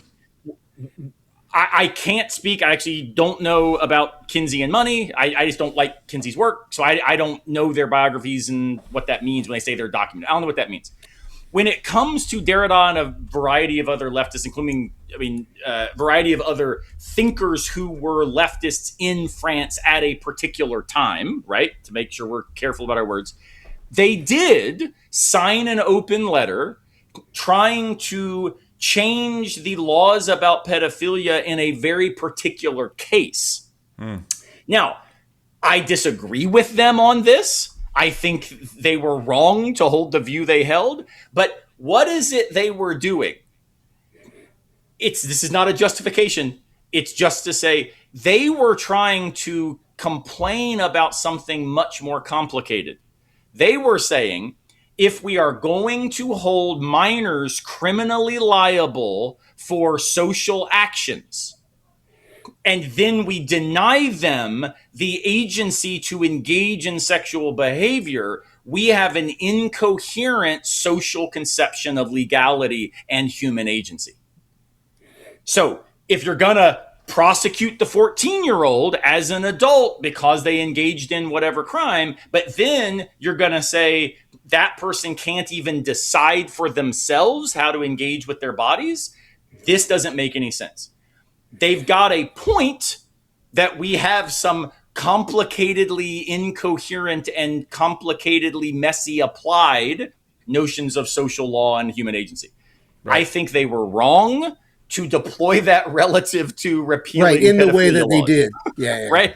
I absolutely think they were wrong to do so. Now, when it comes to Foucault, which is really where things go sideways. Okay. Notice the "we now know." That's where this is wrong. It is true. There was a report made about Foucault in Tunisia, if I'm not mistaken, where he was apparently, so says this report, paying children to have sex in a graveyard in the evenings. Now, that would not only be horrifying, but beyond any moral pale that one could possibly present. It turns out, though, that the person who claimed this later kind of got squirrely about the details, had claimed it happened in 1969, then later said, no, I think it was 70, couldn't find They the had people to say that thought, because it turned out that Foucault wasn't even in Tunisia in it 69. turns out he left Tunisia in 68. So Yeah. like none of this makes any sense. And moreover, the people that were interviewed, the Tunisians, about this all denied anything like this had ever happened. So is it possible that in 67, I mean, sure. It's possible that Kevin could have held up a McDonald's 3 years ago, because I wasn't with Kevin. But the idea is all of the actual data we have for the report that was made that generated that narrative is false. And it's not only false, but it's, I would suggest, scholarly impropriety, unprofessional, and a moral failure to act as if this is even sort of in the air anymore. It's just not. And that, I think, is dishonest and something for which he should, I think, absolutely be called to the carpet. Okay, fair. We'll go with that for now. All right, let's keep it going. Derrida, miserable human being. What's the guy, Wilhelm Reich, who coined the term sexual revolution? Okay, I just want to point out that me and Billy Horde went through, this guy's, he's repeating folks that he already critiqued in a previous video, and Billy Horde and I went through that video, and a lot of what he said just wasn't accurate about a lot of these people. So folks can go back and watch that. It's almost maybe now 2 months ago, but it's in my YouTube channel somewhere. But just an FYI on that. Such a creep, suicidal, just like Michel Foucault was suicidal through his whole life. Okay, Right, I just think real it's quick. Go ahead, Kevin. I think you were going to say the same thing I was. I think we're going to say the same thing, which is suicidal. Is the fact that people are suicidal a moral indictment of them? That's right. This just seems a very strange critique. And along with these things, like, again, they're not providing arguments. They're doing caricatures. They're doing ad hominem attacks against people. Instead of actually engaging with their ideas. I mean, he's not like looking at Foucault and the panopticon and seeing whether society actually reflects the kind of, way that we're always being observed in the ways that's problematic. He's saying, please, Foucault, he was suicidal. And it's just like, that's not an argument. That's right. And when it comes to like Derrida, maybe there's some aspect of his view or his life that they would morally want to take issue with. Again, I disagree with him about the letter they wrote, but to say he's a miserable human being, I would remind folks that Derrida is actually the one who claimed if there is ever going to be a democracy worthy of its name, it will be a Christian democracy, because only then would it be constantly interrogating itself for not loving the one at the expense of the 99. Wait, Aaron, are you saying that Derrida's a Christian nationalist? Is that what you're telling me? I'm like, saying, this guy wanted a Christian America, a Christian democracy? I'm suggesting that Derrida is the thinker who says leave the 99 to find the one should be the imperative of our social lives. So to say this is a miserable human being makes it act as if he's out there raping kids on top of, tombstones, right? Instead of recognizing, well, hey, all of us, there's probably something that say, well, what I mean by miserable is that Kevin continues to, think that country music's worth listening to, or whatever the case might be. Amen. Miserable. But it turns out that never, just to be clear, that was not a true claim. Before the rumor gets started and spread, right? We now know that Kevin Carnahan was. But Derrida, I would actually say, look, I can't defend all of Derrida's moral decisions because I don't know 90% of what he did as a human. But I can say his philosophy has been if not the most, I would say within the top 2 or 3 philosophical corpus upon which I have drawn to advocate for the unending, never stopping requirement of morality being the vision of caring about every single other as if they are the face of God. Well, so I think yeah. it's character assassination. And it's without argument. It just feels really low to say because this person might have had depression or was miserable, therefore their worldview was shit. I mean, if that's the definition, I can give you a lot of Christian evangelicals who are miserable, who are depressed, who have admitted to trying to unalive themselves. I would never say though that's because they're a Christian. That's just ridiculous, you know. Like it's also notice the bad argument, even if this were an argument, which it's clearly not, as Kevin just said. Imagine us sitting around saying, let's go through all of the radically crappy humans who have been pastors in megachurches. Right. See? Right. Evangelicals are miserable moral beings, right? Right. That's such a bad move. It's a horrible and yet they're move. deploying it as if it's obvious. Yep. Ideas. Not only do I not see that they did scholarly research to determine that male and female are non-binary. Like, to make an extraordinary claim like that, you would expect extraordinary evidence. It's just not there. Okay, Kevin. This is one of the few places that they actually make a factual claim, and it's entirely wrong. I don't know. So the claim that there ahead. is no evidence that gender is more complicated than a binary, the only way you could make that claim is if you have never investigated or if you're just lying about what you found. I mean, it's not like intersex people don't exist. And as I said, if you take my class in like religion, sex, and gender, we go through the fact that biologists will go into there tend to be like male tendencies in brain chemistry, female tendencies in brain chemistry. Those don't have to match up with your chromosomal sex. Your chromosomal sex doesn't have to match up with your hormonal sex. Your genitalia sex can be different than. This is all evidence.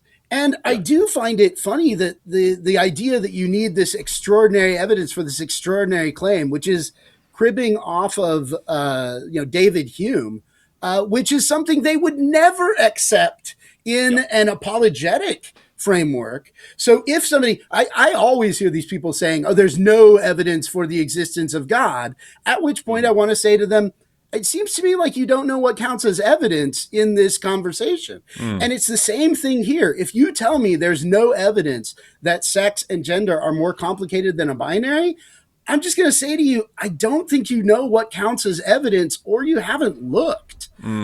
So I just I find this disingenuous. One of the few places that they actually put forward a reason, and it's just BS. And it's also, though, that remember, queer theory is not actually about gay agendas or gay lifestyles or even gay rights. It's about interrogating categories that have been too stable. And so Derrida is the right place to go if you want one of the genuinely, I would suggest, rigorous defenses of why binary categories undermine themselves in practice. Yeah. And now, is it going to be easy to read? No. Again, they're right. I do remember something about binaries and undermining, but I could never re-explain it to you. I remember thinking like, I got 1% of this like chapter, but I'll take it, you know? So, okay. Why do people fall for this? There's sinful nature, and now finally we have academics giving some rationale behind it, supporting it. I was just at Princeton last week, and that's where, Peter Singer is at. Yeah. And he's got that famous article, Dearest Pet. Yep. So long as it's mutually consensual and there's no harm inflicted on the animal, there's no harm and no foul on a Friday night date. So real quick, just as a fact of record, talking about he's wrong. Okay. No, He's talking about bestiality. Okay, thank you. He's talking about bestiality. So just real quick, and we can get back to video. This is just, again, because it's factually wrong. Dearest Pet is a book not written by Peter Singer. Peter Singer, and it's a look at the taboo of bestiality as a sociological phenomenon. Now, I've not read the book, but it's doing work in a different sort of vein. It's saying, hey, we have these cultural taboos about this. What do those taboos even look like? What does this even mean? What would count as this in this historical context, right? What Singer does is wrote a review of that book, and it did cause some controversy. And his review, and this is why philosophers at some level like need to make sure that when they write in any way that can be consumed by broader publics, they are very, very clear. What he did in this review is he basically said, look, the classical line that we would use to justify the taboo of humanity is this different thing, non-human animals are this other thing, this line cannot be crossed, because if we cross it, we are now engaged in this moral taboo. What Singer does is basically says, well, exactly how we understand that line as being so obvious or so hard and fast is really complicated and porous. Now, did he defend bestiality? No. What he did was didn't explicitly condemn it, because he actually was doing different work as a philosopher. He was saying the line that has been used to justify this as taboo is a much more complicated line when you start then trying to say, well, a infant versus a dolphin, which actually has more of the qualities we would attribute to what it is to be human. Well, it's not obvious, right? And then we say, well, no, but this is the body form. Well, okay, so would a human avatar be human in a way that, like, so notice what he's doing is actually really complicated work. I'm not defending that he wasn't clear enough, right? I think he made some mistakes in presenting this in confusing ways to audiences that didn't follow his arguments. But he's actually raising all the right questions that we now should be asking about things like AI sex toys and robots and stuff, right? Well, is that wrong? Well, why would it be wrong? Those are humans, right? Well, those don't count as humans, but why not? They in fact can seemingly reason and think and speak and talk. But like, notice, so what he's doing is just complicating all of those really historically stable lines, not to defend the practice of bestiality, but he does come short of still saying this taboo should remain in place. I think it absolutely should. Thank you for I clarifying. think he is wrong not to do that. Yeah. But it's so disingenuous and such professional misconduct to act like he wrote the book when he didn't, and that he defended this as okay. That's just absolutely bonkers. I would also say another thing. The way that he entered into that was to say, how does this get off the ground? It's really sin nature. Right? Yeah. And I caught that too. That too. just strikes me as it's such a kind of, it's a false move, right? Because it's a way of saying why you don't have to pay attention to other people. Why? Because obviously their sinful nature is driving them to make this argument. And since it's sin that's making that, we don't have to take them seriously. And that doesn't do any actual analytical work, because you and I could do exactly the same thing with these two guys. I mean, why are they making such crappy arguments? Why are they not actually, well, it's sinful nature. And they're obviously sinful, and their sinfulness is making them lazy and not doing the work. Well, I mean, we could make that claim, but in Christianity, the claim's got to be everybody suffers from a sinful nature. Yeah. And so it's not a thing that I can say about other people to other them and make them people I don't have to pay attention to. Right. But that's exactly how they're using it is, how did all of this them stuff get off the ground? Yeah. It's because of sinful nature that they suffer from. I think it's just because they're cultural Marxists. That's it. That's it. You're talking, Corey, you're giving like a modern history. To me, takes me right back to Romans 1. Paul puts this whole conversation in its deepest theological context. They no longer worshipped and served the Creator. They worshipped and served the creation. Oh, what's one of the first manifestations of that? Their women gave up natural relations with women. Wow. Okay, so Tim, you and I have talked about this before, Yes, so we I'll have. go as quickly as I can. Thank you. It's an entire misreading of Romans 1. To Jesus. say that this is Paul giving this deep theological take about nature. No, Paul is drawing on simple stereotypes of the time about Gentiles that were held by Jews. That the Gentiles went and they traded off the worship of God for worship of lizard statues. And that because they did that, they started like having sex with each other in all sorts of out of control ways. And Paul is doing that in order to get his audience, to trap his audience into being judgmental of those people, so that in the next chapter, he can spring his trap, which is to say, in the beginning of the next chapter, he immediately says, and that's why you are all sinful too, because you're Right. not supposed to be judgmental.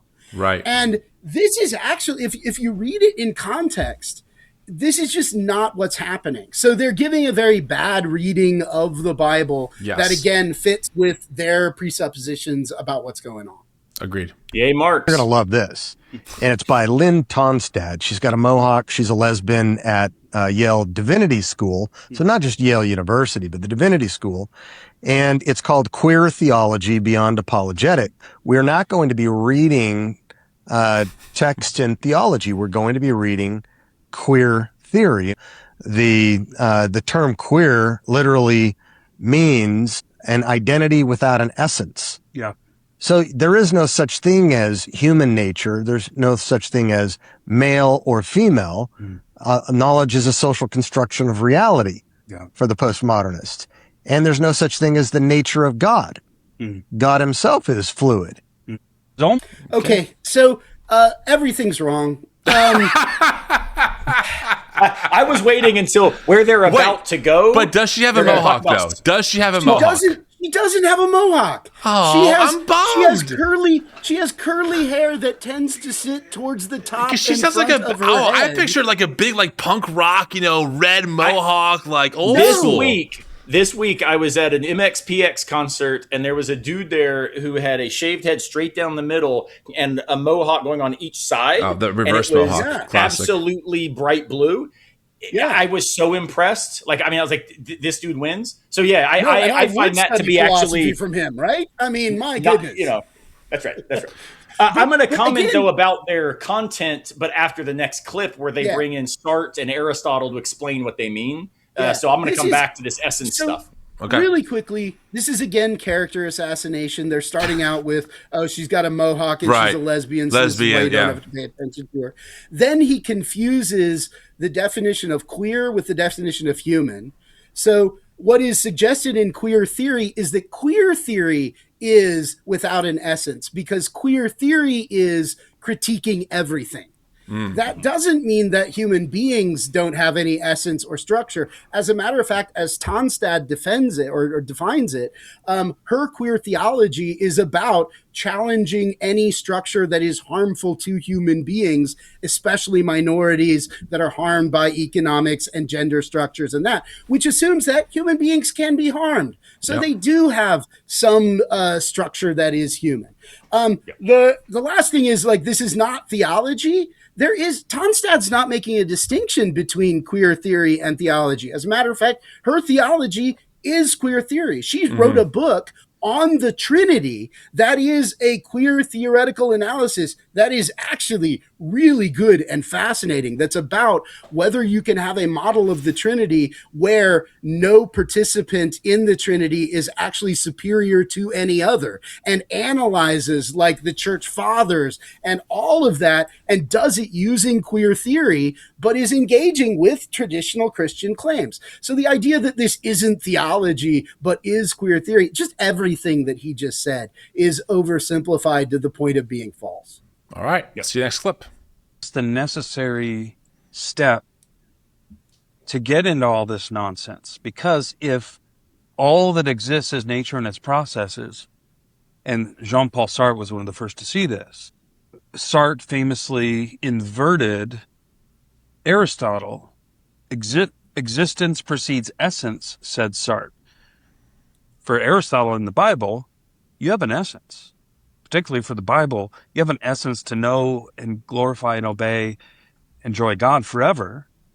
But if there's no God, there's no one to build an essence into it, so you just exist. Now you get to invent your own essence. You create the meaning of your own gender. You create the meaning of life. You create your own meaning. It's all social constructions. If there's no God... Wait, before you say something, can I take an amateur crack at this? An amateur crack. Go. I just feel like they're doing exactly what they're saying. They, based on their interpretation and understanding of the Bible, are creating their own version of what they think humanity is based on social constructs, which again we all do. Like that's my thing is like, you know, they treat the Bible as like this objective beyond time, you know, it's as true as the earth is round, as gravity is real book that gives us this foundation for how all humans for all time are to be viewed and understood. But in reality, there's a reason we have 3 major schisms and more, and tens of thousands of various denominations in evangelicalism in particular, all fighting over what the damn book says, right? Because we're all interpreting it differently. So I just find it, and this is just me, you know, over my process of deconstructing, I just find this way of appealing back to the Bible ridiculous. Once you understand how the Bible was, well, the modern day Bible, the English Protestant Bible was assembled anyway, and how we're all fighting over it. So that's my amateur analysis. I'd say, on the Bible thing, let me come back and say, if you read like the book of Job and come out with the idea that everybody was just supposed to obey God, you miss the lesson of Job. If you read Ecclesiastes and think the whole point was there's some established structure that makes everything make sense, you've missed the point of Ecclesiastes. Like, no, this isn't, you're not actually representing like the biblical take here. It's just absurd. Yeah, that's right. And I would give you a very good A- in your account, Tim. So well done. I would give them a hand it back, try again. I have a fake paper that I wrote years ago that I give my students at the beginning of every semester. And I say, look, this paper is nothing but fallacies. It's nothing but mistakes. It's nothing but the way I don't want you to write. But I'm going to model for you how not to do things. And the first sentence of that paper is, in this paper, I will consider the ridiculously stupid ideas of that atheist Jean-Paul Sartre. So when they start by saying, so as an explanation of this nonsense, again, notice they've already started their paper by, as you put it, character assassination. I would say they've already started by having an ad hominem, non sequitur, and red herring, a bunch of fallacies, all deployed in a word. And this then makes everything that comes later already suspect. So real quick on the philosophy, though, they are right. Jean-Paul Sartre does say existentialism, not humanity. Existentialism is a movement in philosophy that is defined by the commitment that existence precedes essence. They're right. The problem with this is they then immediately take that to mean everything is socially constructed and we can just choose whatever we damn well please. Both of those are false, even if you are a really, really rigorous Sartrean, for 2 reasons. One, what Sartre means by existence precedes essence, actually there are at least 2 different very big ways to make sense of this. One, I think, is incoherent, and that's the way they're reading him, which is to say, there is no metaphysical essence. But where in the world would you stand to claim that absolute truth about the lack of metaphysical essence? That's a objectivist metaphysical claim that Sartre himself doesn't think we can even offer, right? So the idea is, well, that reading is a bad reading. What's the better reading? Just like I said about postmodernism, we exist in a space, in a world, we've already been handed a meaningful existence. And only then, only there, could we begin to do the hard work of figuring out what we think is true about where we are and who we are. So there is some, we are deciding how to be and who to be. Yes, but we're figuring out not just what it means to be masculine or feminine, as they describe. We're also figuring out what it means to be Christian.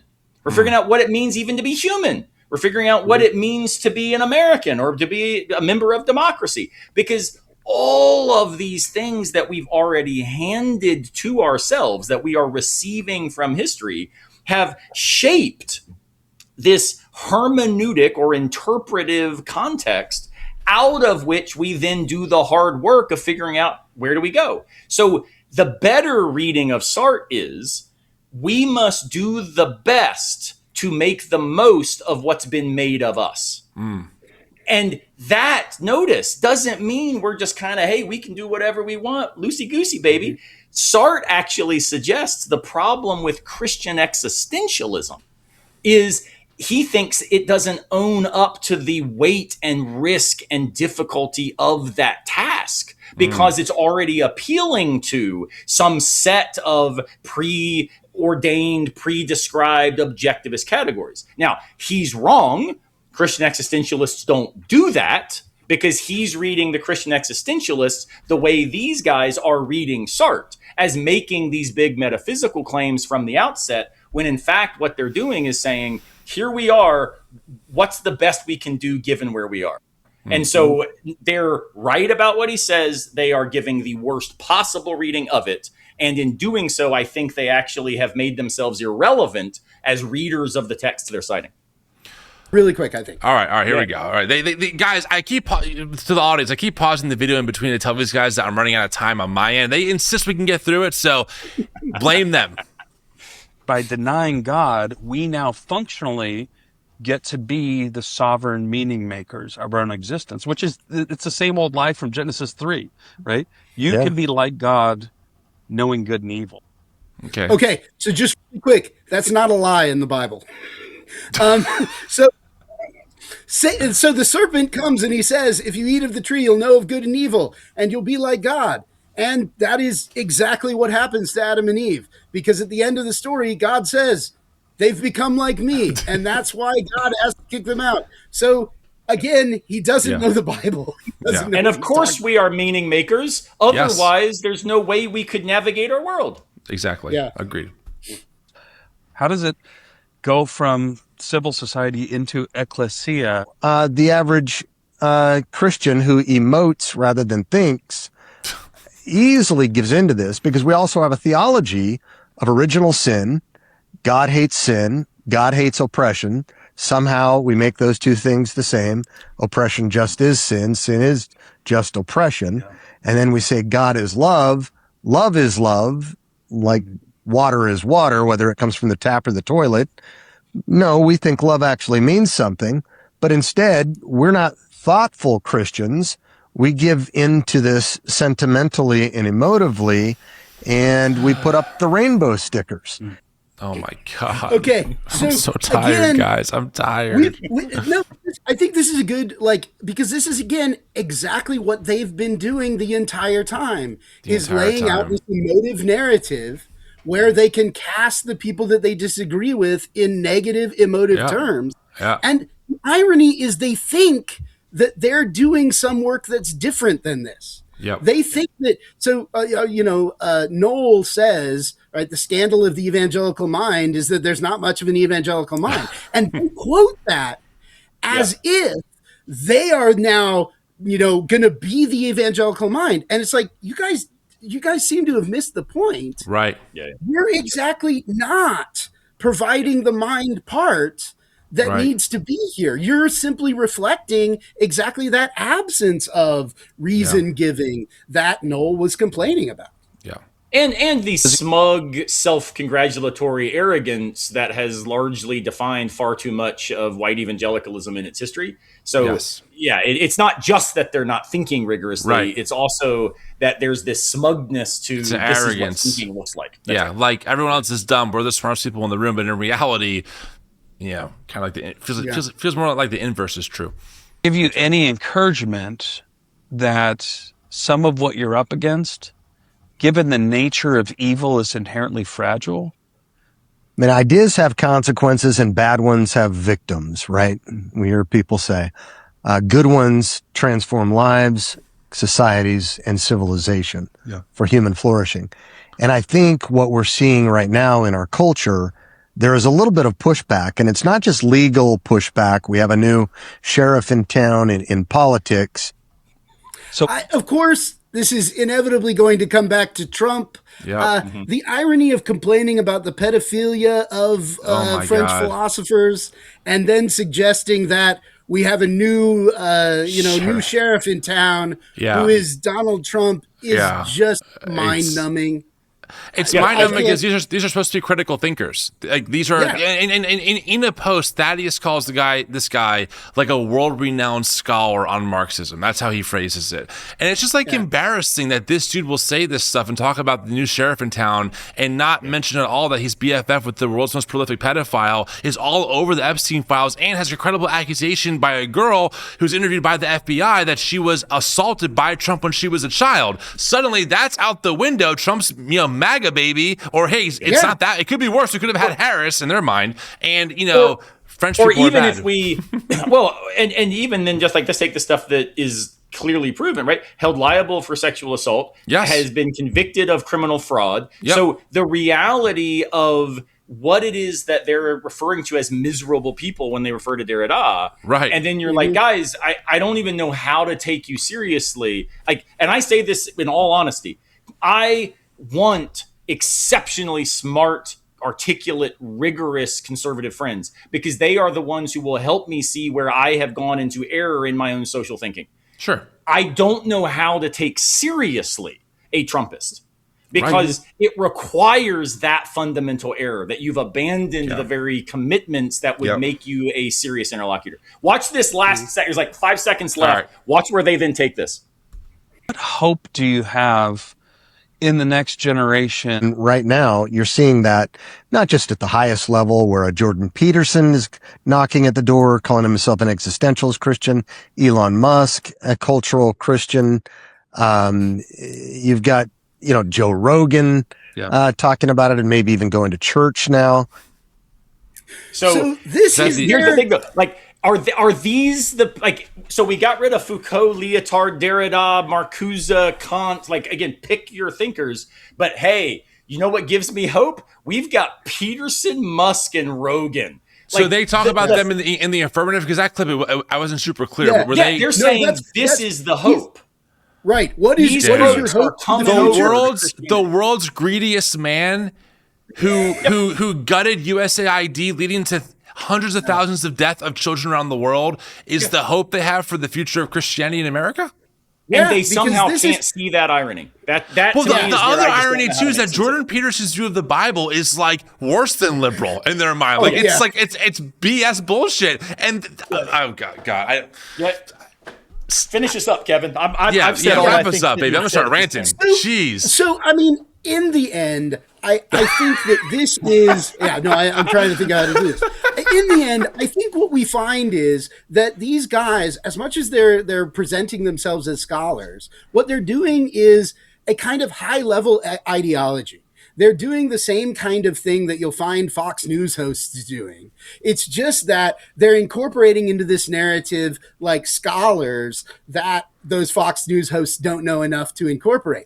These people haven't shown that they know enough to incorporate them because they aren't actually engaging their ideas. And they think that the hope for America is some cultural revival that's going to be pushed by people like Joe Rogan. My and God. as a scholar, I'm scandalized by it. I don't know. I don't know. I titled the video when I did the edit, two pseudo-intellectuals sit around. And that is really kind of how I feel at the end of the day, is that I haven't seen anything that actually shows scholar critical thinking that has happened at all in this. I see two guys who are sitting around praising each other for telling the same story, and it's really just a kind of conservative circle jerk, where at the end they're getting very excited and just being like, "Yeah, that is great." Oh my god. That is just so. If you want my summary, well, there we. Yeah, I know. I marked that. I marked that timestamp. That's going somewhere in the intro. So, well, listen, gentlemen. You can never run for president. This is the Howard Dean moment, man. No, dude, you are toast. It's gone. Listen, Aaron and Kevin, I appreciate both of you again. Not only taking time out of your day to do this, but also to watch this full video multiple times and trim it up and give me the clips and do all the work. So major props to you. I know we'll have you both back on at some point because we talk all the time. But I really do appreciate you guys coming on and helping me out with this because again, part of what I want to do is I want to give people it's not always about being right. It isn't the point. Just critical ways to examine things that maybe go over our heads, right? I hear things like this in the evangelical apologist world, and they cite people, and I'm like, look, I could try and bullshit my way through. I could try and pretend I know what I'm talking about, but I just don't. And so I just think it's important to have folks who, again, are in their lanes respectively, who can speak to these things and then unpack it from a more credible source. So I appreciate both of you coming on, and it means the world. Happy to be here, man. Thank you. Absolutely. Friends, thanks so much for being here. It really means the world to me. Make sure to give this video a like, subscribe to the channel. I would love your thoughts. Do you like these kinds of videos? This one was, I would say, Christian nationalist adjacent, but I still think it's important to unpack what apologists are saying when it comes to faith, theology, cultural Marxism, because those terms are thrown around in the right-wing world all the time. So make sure you leave me a comment. Let me know what you think. I'll talk to y'all later on. See ya.